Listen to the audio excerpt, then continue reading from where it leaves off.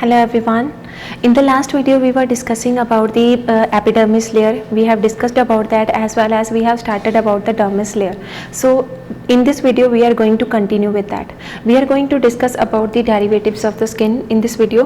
Derivatives of the skin, there are the number of derivatives. First is hair, nails, sebaceous glands, sweat and mammary glands that are present in the dermis layer of the skin. Here if we talk about the hair also consists of three subparts: hair shaft, hair root and the hair bulb. Now hair shaft is present in the epidermis layer of the skin.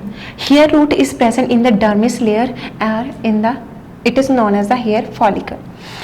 And last one, hair bulb is present in the dermis layer and is known as the hair papilla. Papilla because it is also connected with the sensory nerves and the other one sensory nerves and blood vessels it is connected with, so that's why it is known as the hair papilla. Hair shaft is the outer part of the skin. I will show you. So this is known as the part of the hair that is coming out from the skin is known as a hair shaft. Next one is your hair root. Hair root is the part that is attached or that is present in the dermis layer of the skin. And the last one is known as your hair bulb. Hair bulb is the smaller part, and this part is also known as hair papillae because it is connected with the nerve cells as well as a sensation are going from this part to the brain, as well as they are getting the sensation from brain to back to. So that's why this is known as the hair papilla as well as the hair bulb. Next one is that the color of the hair is due to the presence of melanin pigment. You may have seen that the few persons are having the black hair, few are having brown color, as well as the color of the person's hair is changed from one another. Why it is happening? Because of the presence of the melanin pigment only. Melanin pigment is responsible for the coloration of the persons of the skin as well as of their hair. So that is totally depend on the melanin pigment. So about the hair shaft, hair root and hair bulb, maybe you have understood about it. Again I am telling you because their location is coming in the exam too. Hair shaft is present in the epidermis layer, hair root in the dermis layer, hair bulb again in the dermis layer, and that is known as the hair papilla too because they are connected with the sensory nerves and the other blood vessels. Next, you may have seen that or you may have experienced that sometimes you are getting the goose flesh. Why you are getting the goose flesh? Because the hair is lifted sometimes due to emotions, and that lifting of the hair is known as the pillow erection. Pillow erection is totally caused by the erector muscles.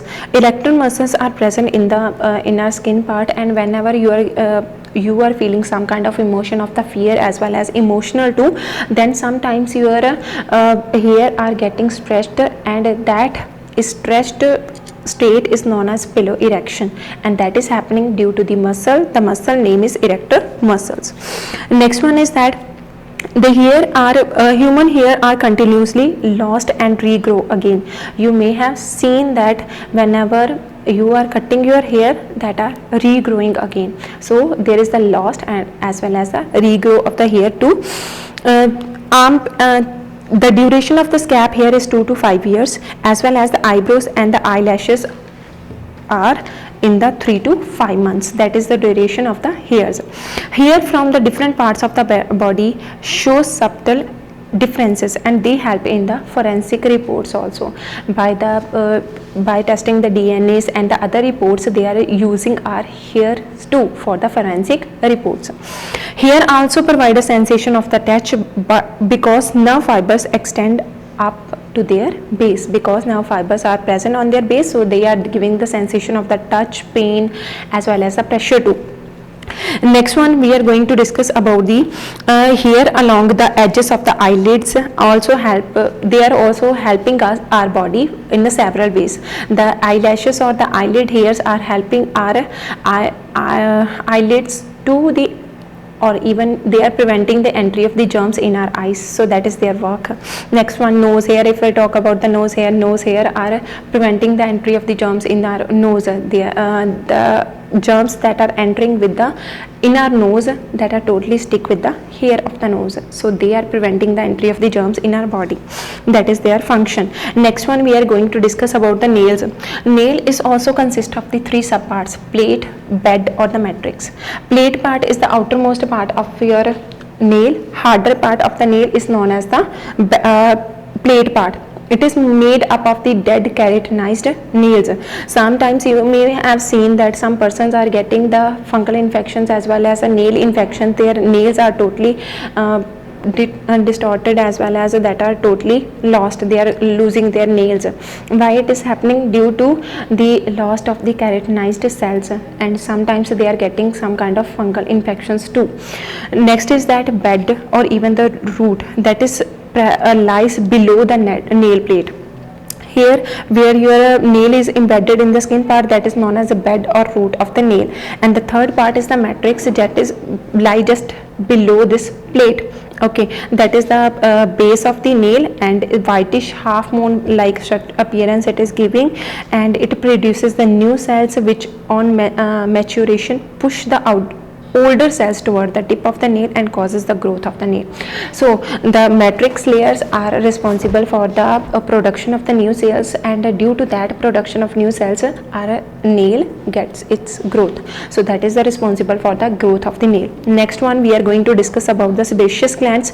Sebaceous glands are totally open to the outside, and that are responsible for the oily secretion as well as the secretion is known as sebum. Oily secretion, you may experienced that whenever you are getting the sweat, then afterward your body becomes oily. Why it is becoming oily? Because with the sweat the sebum is secreted in our body. Sebaceous glands are secreting some sebum, and that's oily secretions giving us this sensation of the oiliness on our skin. And that sebaceous glands are responsible to prevent the entry of the germs or the bacteria in our body too, because that sebum is generating, and along with that sebum is preventing the entry of the other kind of bacteria and the germs in the body, because that germs and the bacteria are totally stick with that. So by that way it is helping our body and protecting our body from the other damage as well as from the evaporation of the water too. It is restricting or it is responsible for the less evaporation of the water too.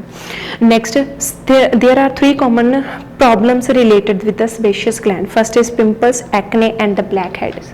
This is the main problem of the adolescents.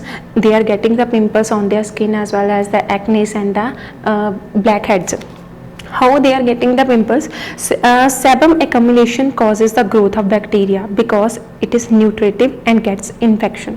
Now whenever the sebum is accumulated in our body, that is also leading some kind of germs, and due to that germs we are getting the pimples on our skin. Whenever the secretion of the sebum is there, if the sebum will remain on our skin will be oily, and there will be the more chances of the bacteria to stick with that and to remain on our skin, and by that way we are getting the pimples. Next one is the acne. Sebaceous glands get inflamed due to the hormonal influences. Now afterward you have seen that our pimples are inflamed, and due to the inflammations hormonal influences are there, and it is the one commonest problem of the adolescents, as I told you. Next one, blackheads. Sebaceous glands on the face get enlarged due to the accumulated sebum. Again it is happening due to the accumulation of the sebum, and on the oxidation melanin and sebum give up the black color named as the blackhead. Now the melanin pigment, when oxidative melanin is attached or is reacted with the sebum, they are giving the blackish appearance on our skin, and that is known as the blackheads. Next we are going to discuss about the sweat glands. Sweat glands are present in the dermis layer of our skin. How the sweat glands are present sweat glands are present in the dermis layer of our skin.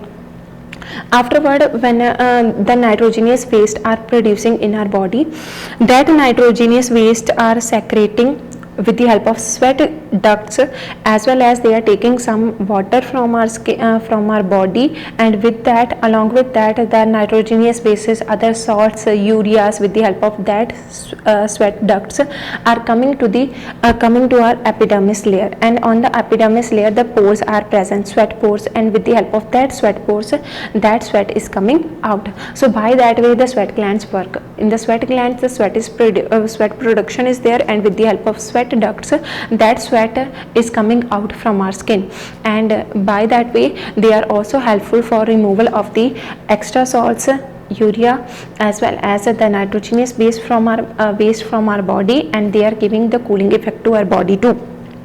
In the sweat is consisting of the 99% of water, 2% to 0.2% to 0.5% of the salts, and traces of the ureas are also coming out. That's why the sweat is salty. If you tasted it, then you may know that is saltish in the taste.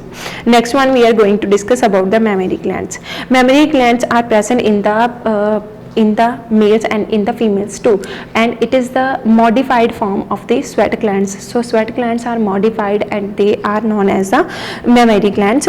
Mammary glands are but as I told you, they are present in the both males and the females, but in the males they persist only into a rudimentary state, but in the wherever in the females, at the puberty state, the breast starts enlarging, and due to the enlargement of the breast, the mammary glands totally enlarge. Breast carries the central conical projection known as the nipples, and 15 to 20 milk ducts open on the nipples, and by that way the milk production, after the baby birth, the milk production is there, and mammary glands, through the mammary glands, milk is coming out from the human body.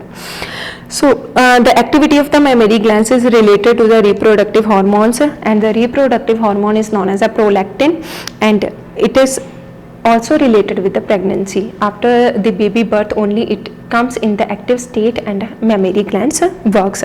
Mammary glands are having the two subparts. First is known as meibomian glands, and the second one Ceremonous glands.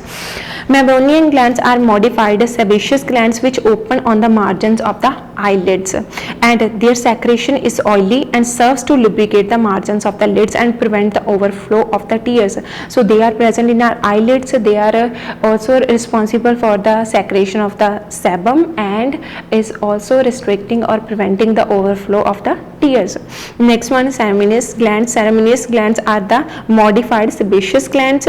They found in the auditory canal and secrete the wax-like substances or semen or earwax. Earwax is secreting in our ear, and with the secretion of earwax, the whole unwanted particles, means the waste that is going in our ear from the surface, is that is stick with the earwax, and by that way we are able to clean our ear easily. So by that way that glands are working. So this was my topic. Hope you understood about the secretion of the glands as well as their works, and we have discussed about the derivatives of the skin in this video. Hope you liked it. Thank you very much.